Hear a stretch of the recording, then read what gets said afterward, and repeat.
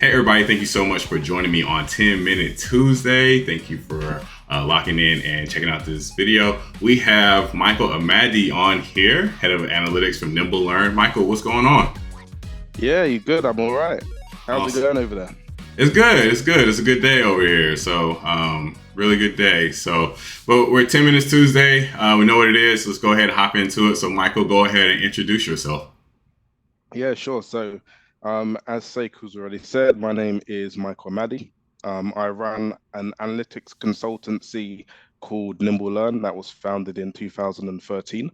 Um, I hold a few Microsoft certifications in the data analytics space, specializing in like Azure data platform and Power BI and those kind of things. I'm also the product manager of a sub brand called Open Data Blend, which is all about providing a set of open data services that make large and complex UK open data sets accessible and easy to use. That's awesome. That's awesome. I didn't even know you Bit had of a that second mouthful. part. Yeah, Mm, yeah, I didn't even know check you it had that out second later. part. So yeah, I'm gonna definitely hit the link up and see what's going on. Especially, I'm in Nashville, Tennessee, so I'm in USA. So just understanding what's Yeah. going on the other side of the ocean is great. So yeah, that's cool. Okay, so Michael, you're doing big things, right? We just heard an introduction. Got all in the data world, but at some point you had to get your start. So what really compelled you to get into data to begin with? Well, I mean, I started off in a role called analyst developer. So the analyst part has nothing to do with data. So it's not like a data analyst or anything like that. It was actually more of the combination of being a business analyst and a software developer.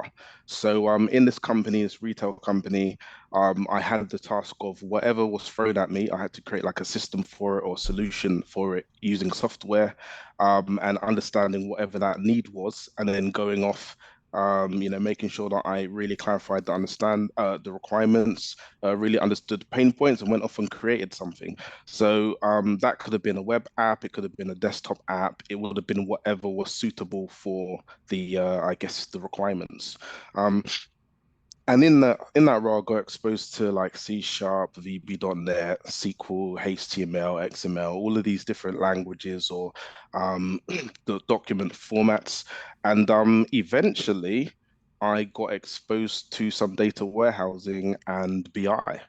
And I came in kind of someone who was just going to help maintain this system, not really someone who was going to own it. And in probably the best part of 6 months, I then took ownership of that system, and yeah, I took a real liking to like data and BI and analytics and that kind of thing. Um, it was analysis services, multidimensional. So this was way before Tabular came into the picture. And it was actually at the advent of what is now considered part of Power BI, which was Power Pivot. So it was when back in 2010, I got exposed to Power Pivot, so started writing DAX from way back then. So yeah, that's how I kind of got into data. Wow, wow. So you've been in it, been in the world, what was that 2009 and before, 23, that's some math, I don't know, 14, 15 years. So definitely been in it and heads down and just knowledgeable of it. But at some point, I'm sure there was a job or profession that you did not like. So what's been your least favorite job to date that you've had? I think I'll say, because of my role now, there's not that many jobs or projects that I work on that I don't enjoy. But yeah, in my earlier days when I had a lot less control, there was one role I went for and I got that was for a BI developer. And I think they really oversold that role because, I just basically ended up creating reports that were just tables, tables upon tables upon tables. They didn't want to see any graphs. I tried to visualize stuff. They're like, oh, yeah, that looks nice, but no, we don't want that. Give us more tables. And I delivered everything that I could to the best of my ability, and obviously, satisfied what they needed. But it was so dry. It was Yeah. it was soul destroying dry. But yeah, that was definitely my least favorite role or Yeah. job. Yeah, Yeah. those roles, those clients, those requests were just like, oh man, you could do a Sankey chart or you could do this great visual. Like, oh, that's awesome. Give us a table. Like, come on, Yeah, man. that's what I, I just want a table with some numbers, maybe some color coding. Yeah, that, leave that at that. Yeah, Awesome, awesome. All right. So again, understanding your journey, you've been in it for a while. So with this Mhm. question, what's your biggest failure, quotation marks around failure, and really what did you learn from the experience? Okay, so I mean, something that I would consider to be my biggest failure was in the earlier days once again. And this is something that the lesson that I learned from this has kind of stuck with me even till now. And it kind of is something that I always think about. But my earlier days, obviously when you're eager and you kind of over or rather underestimate almost any requirement, I was kind of a yes person, people please. It's almost like I wanted to say yes just to see someone smile and be like, oh yeah, this is really good. So I kept doing that. Basically created a uh, bottomless list of requirements, continuous scope creep, all of the things that you don't want in a project. Bit off more that I could chew as you would expect, that resulted in me delivering something that was like subpar. It wasn't what was needed. We did eventually deliver what was needed, but obviously it took a lot more time and there's costs associated with that. So that is probably one of my biggest failings earlier on. But I would say what I took away from that is the whole idea of you always want to manage your stakeholder expectations. Just be honest. Just say, look, if this is going to take if this requirement is going to add an additional week, just be honest and say that it's going to add an additional week. Likewise, even if you know you can deliver it in a slightly shorter time frame, when once you consider contingency and the fact that nothing ever goes exactly how you're planning, it's better to basically under promise and over deliver than the other way around. At least, if you under promise and you over deliver, the client's going to be happy or the customer's going to be happy or whoever it is going to be happy. Even if cut it really close, but you still deliver what is required, that's good. But yeah, never do it the other way around. Yeah. Don't just say yes. Yeah, yeah. Yeah. I'm much faster to say yes than I'm no than I am to say yes now. Yeah, So yeah, yeah. I think especially as people get in their career kind of more comfortable and seasoned and all different things, like I think we all pivot towards that direction. I remember yeah. definitely earlier on in my career, I heard the concept of um, under under promise, over deliver. And like for me, as someone who's like aggressive and trying to go get it, like I got to figure this out, and like you say yes and everything. Like that was so foreign to me until like I got more comfortable. Then I was like, oh, that makes more sense. Yeah, exactly. Exactly. Awesome. All right. So, what is one piece of advice you'd give someone who's just starting out in their career? Uh, I have to think about that. I would say, and this is something that I try to do as well, and I typically tell people, it's to basically keep learning. Um, if you're trying to pick up a new concept, attack it from lots of different angles, and keep doing that until it actually clicks. Because nine times out of ten, you might read something and it doesn't make any sense. You read another thing that's a slightly different perspective, it starts to make a bit more sense. You keep doing that from different angles. It could be videos, it could be books, it could be blogs, podcasts, what have you, but just keep doing that. And eventually you'll get that click.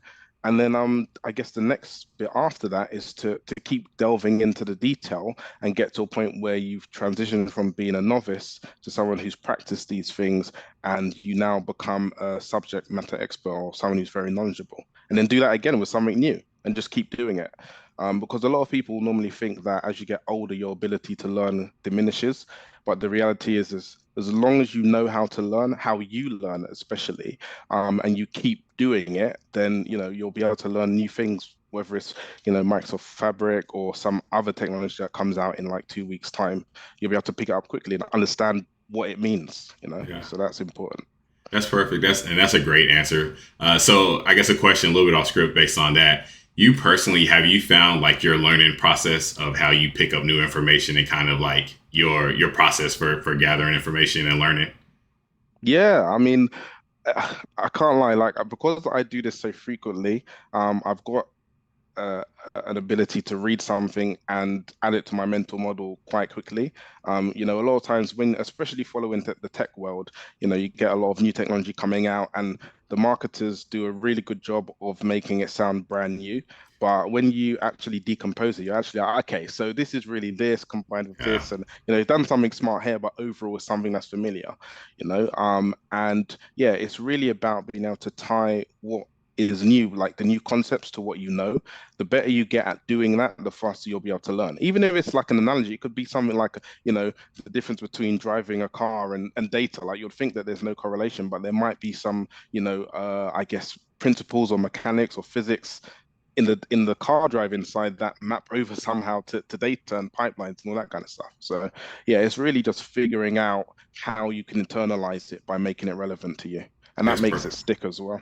Yeah, that is true. I think definitely for me, everything I've learned has some type of like relevance. Somehow, I made it relevant to me. So if like the new technology or new modeling or whatever, like how can I relate it to something that would just stick with me? And I think my learning process is similar, right? I read it and then concepts. Like it's all about systems and concepts, and then how can I piece them together? Like, oh, this technology, oh, they're just doing what this one's doing, or they're doing Yeah, like this. Yeah, it's like, yeah. oh, okay, I got it. And it's somehow, like you said, it's that click moment, that moment that it sticks with you. So that's awesome. Thanks for sharing that. I really appreciate No, that. no worries, no worries. Cool. All right, so tell us about the most influential people in your life and how they've impacted you. Okay, so I mean, I've got I've got like three people, um, and it could be a much longer list, but I'll divide them. So the first two are obviously my personal life, and then the other person's in professional life. So the first person is my mum. I mean, she encouraged me from day one. She's not with us anymore, so that's not great, but she was a great role model. I remember, her buying encyclopedias back in the 90s, which you can imagine back then is the equivalent of Wikipedia, and me being like, oh my gosh, all these books, like I can read about anything, and her kind of just encouraging and promoting that continuous learning and exploring things and trying things. Um, and even if, for example, I went down a certain path in terms of like learning and stuff like that, and then I was like, actually, I'm not really interested in that. She was like, okay, so what are you interested in? And then we focused on that, and then we were like, okay, how do we go in that direction? And then she helped me to think about that. So definitely number one. Second person, and most people would say this, especially if you're married, it's my wife. You probably saw that one coming. Yeah, that's more like The thing that that. I love about her is the fact that she's a great co-pilot, no pun intended. But she's also she plays devil's advocate sometimes as well, which is very important. You need someone who's going to be a mirror to you and show you what is actually happening, right? So, I mean, I might have an idea, and in my head, I'm like, oh, this is a really good idea. And I run it by her, and she'll be like, okay, I'm gonna pick some holes in this. What about this? What about that? And I'll be like, oh man, why are you picking holes in my stuff? But then when I go and think about it, I'm like, these are some really good points. Like these are, points of feedback that I can then go off and actually patch those holes or make sure that, those things are done properly or in a better way. So that's number two. And then the third person is from my professional life. And the reason why I'm mentioning this person is because they kind of they exposed me, they helped to expose me to so many different technologies and types of projects that I eventually got exposed to like the BI and the data warehousing.